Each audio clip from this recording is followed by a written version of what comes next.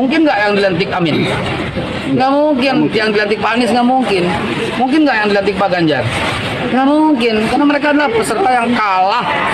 Jadi pasti yang dilantik Pak Prabowo. Bapak akan tetap menjadi oposisi dan seperti apa itu bagaimana sih Pak Christian? Kalau ternyata hasilnya berubah gimana? Wow. Kalau ternyata ada putaran kedua gimana? Oh. Kalau ternyata hasil berbeda gimana? Jadi kalau kita dengar Pak Anies tadi bilang ya masih berharap ada putaran kedua ya kan? Daerah Sumatera Barat memenangkan 01 saat pemilu. Daerah Padang memenangkan Bapak Anies Baswedan. Daerah Sumatera Barat menjunjung tinggi Bapak Anies Baswedan.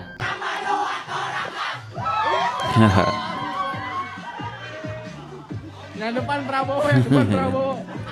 Joget Prabowo viral sampai dipakai untuk bangunkan sahur ya kan.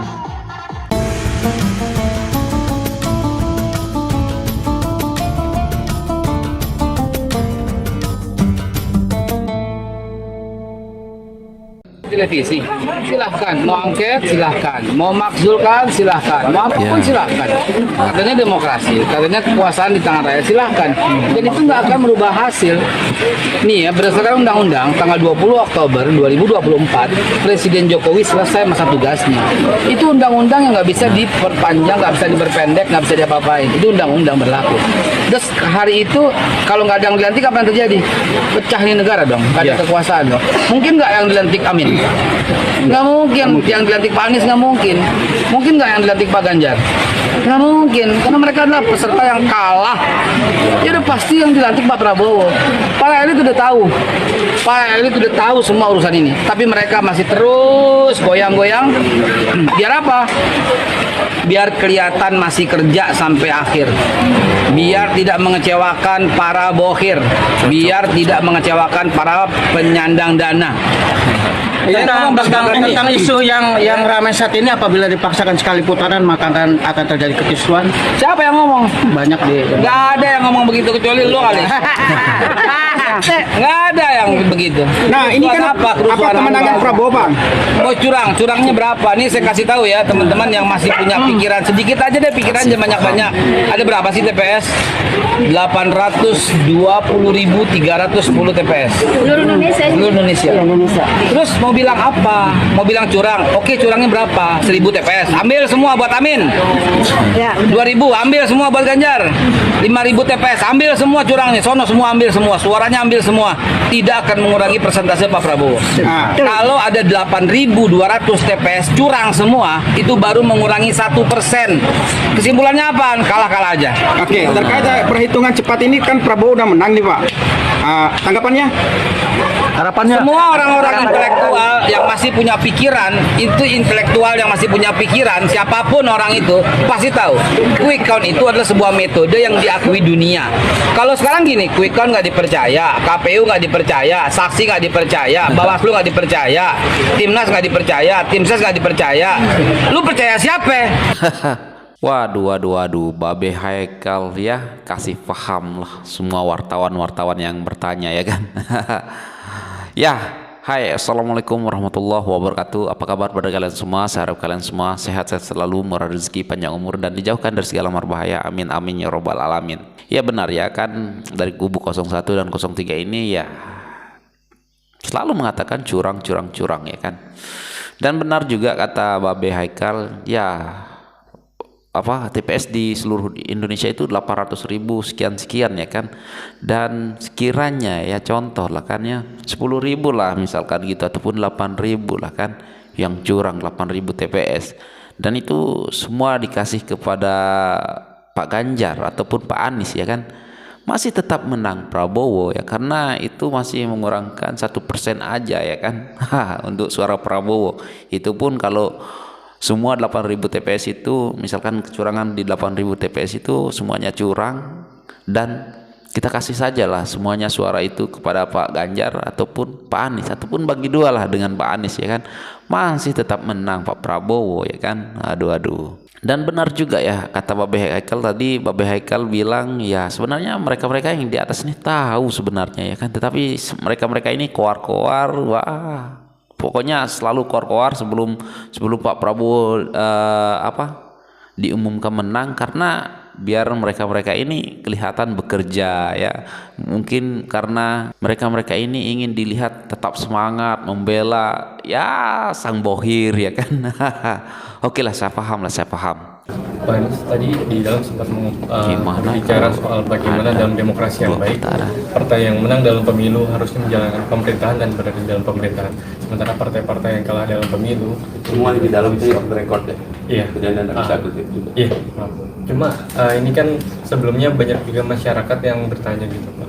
Ada kekecewaan misalkan dari tahun 2019 Pak Prabowo kalah tapi nyatanya kembali masuk dalam pemerintahan, dan Bapak sekarang ini membawa perubahan dan istilahnya belum ada kepastian apakah Bapak akan tetap menjadi oposisi dan seperti apa, itu bagaimana sih Pak kepastian? Kalau ternyata hasilnya berubah gimana? Wow. Kalau ternyata ada putaran kedua gimana? Oh. Kalau ternyata hasil berbeda gimana? Jadi kita tunggu sampai tanggal 20, baru kemudian nanti kita akan sampaikan. Tapi saya berpesan tadi benar bahwa di dalam proses pemilu itu akan ada selalu yang menang berada di pemerintahan, yang tidak berada di luar pemerintahan. Saya pegang prinsip itu aja. Prinsipnya dipegang. Bila menang berada di dalam pemerintahan, bila tidak menang maka berada di luar pemerintahan. Dan dua-duanya sama-sama penting. Saya pernah katakan bukan di debat pertama, saya bilang bahwa jangan sampai kita tidak tahan berada di posisi oposisi. Jadi kalau kita dengar Pak Anies tadi bilang ya masih berharap ada putaran kedua ya kan. aduh. Ya, pantesan aja lah masih tidak mau menerima kekalahan ya, karena masih berharap ada putaran kedua ya kan. Dan apa yang dibilang Pak Anies tadi ya, kalau kalah tetap di luar pemerintahannya, saya setuju Pak Anies, saya setuju. Dan banyak juga teman-teman kita yang saya baca di dalam kolom komentar tidak sudi juga ya kalau Pak Anies ataupun kalau Pak Prabowo menarik Anda ya masuk dalam kabinet Pak Prabowo. Banyak sekali orang-orang yang tidak setuju ya kan, para subscriber saya. Jadi nggak apa-apa Pak Anies, saya setuju kalau dari segi itu tetaplah di luar pemerintahan ya kan. Daerah Sumatera Barat memenangkan 01 saat pemilu. Daerah Padang memenangkan Bapak Anies Baswedan. Daerah Sumatera Barat menjunjung tinggi Bapak Anies Baswedan. Tapi saat Anda terkena musibah, saat banjir datang, Kota Padang ya, Anda ditegur sedikit. Siapa yang menolong Anda? Prabowo Subianto. Siapa yang mengulurkan tangannya? Junjungan 02. ya. Siapa yang merangkul Anda saat Anda terkena musibah? Orang yang Anda rendahkan, mungkin yang Anda hina. Saya bersedih, saudara saya terkena musibah. Bantuannya. Saya menangis, saudara saya mengalami musibah.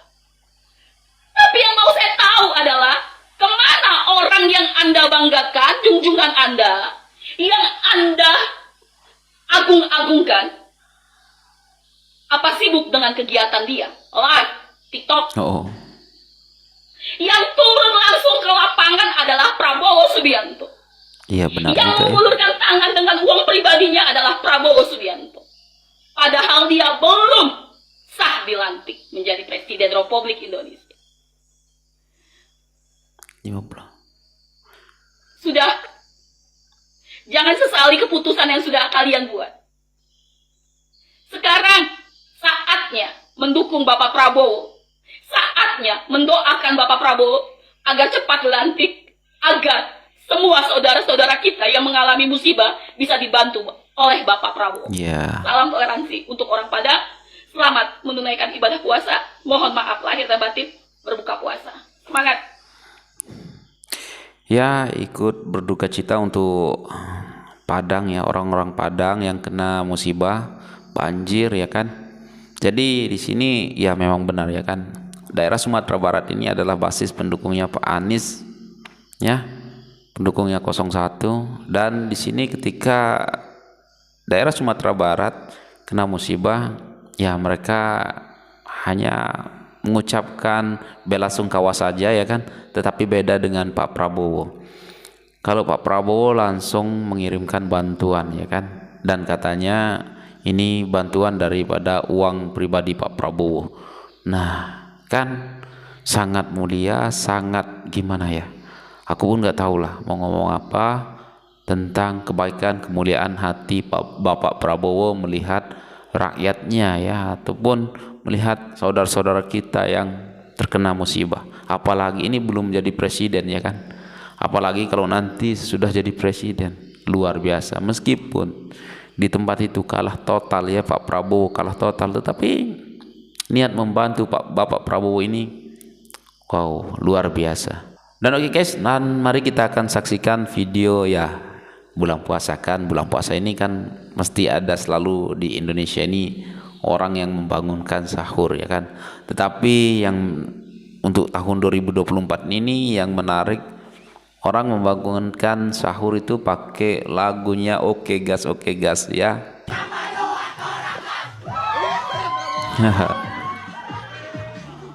Yang depan Prabowo, yang depan Prabowo. Aduh, memang begitulah ya. Ya pantesan menang Bapak Prabowo kayak gini orang dah ya. Saking cintanya.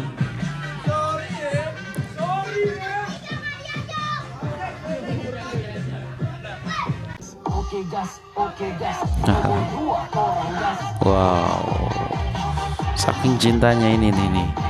Gimana nggak menang Bapak Prabowo? Udah masyarakat bawah ya, dari bawah sampai ke atas. Sudah Prabowo aja lah ya. Joget Prabowo viral sampai dipakai untuk bangunkan sahur ya kan. Oh heran, tapi ini kecamatan Mamuju. Oh iya, lagu sahur pertama ya kan. Wow. Jadi anak-anak muda sekarang ini ya sudah nggak pakai pentungan ataupun macam-macam ya bangun sahur, tapi pakai lagunya Pak Prabowo. Dan oke guys, mungkin itu sajalah untuk video kali ini. Coba kalian lihat dari tadi ya, dari awal video Babe Haikal ya kan, dan tadi juga tentang Pak Anies ya kan, dan tadi juga ada tentang bangunin orang sahur pakai lagu Oke Gas ya kan. Mantap. Dan tadi kita lihat banjir di Padang ya, ataupun di Sumatera Barat ya kan. Mari kita sama-sama mendoakan teman-teman kita, saudara-saudara kita yang ada di Padang yang terkena banjir. Semoga diselamatkan, semoga nggak ada korban jiwa ya kan. Semoga tabah lah ya untuk semua orang yang terkena banjir, dampak banjir. Dan buat Bapak Prabowo, terima kasih karena sudah memberi bantuan ya, meskipun Bapak Prabowo kalah di sana, tetapi Bapak Prabowo ya dengan senang hati, dengan ikhlas membantu teman-teman kita yang terkena musibah di Padang. Dan semoga Bapak selalu sehat, Bapak Prabowo selalu sehat, panjang umur, sehat selalu, dimurahkan rezeki, dan insya Allah Prabowo Gibran adalah pemimpin Indonesia ke depannya, untuk Indonesia yang lebih baik, lebih maju, lebih aman, dan insya Allah ya disegani dunia, insyaallah. Dan oke guys, mungkin itu saja untuk video kali ini. Sekian, terima kasih. Assalamualaikum warahmatullahi wabarakatuh. Bye.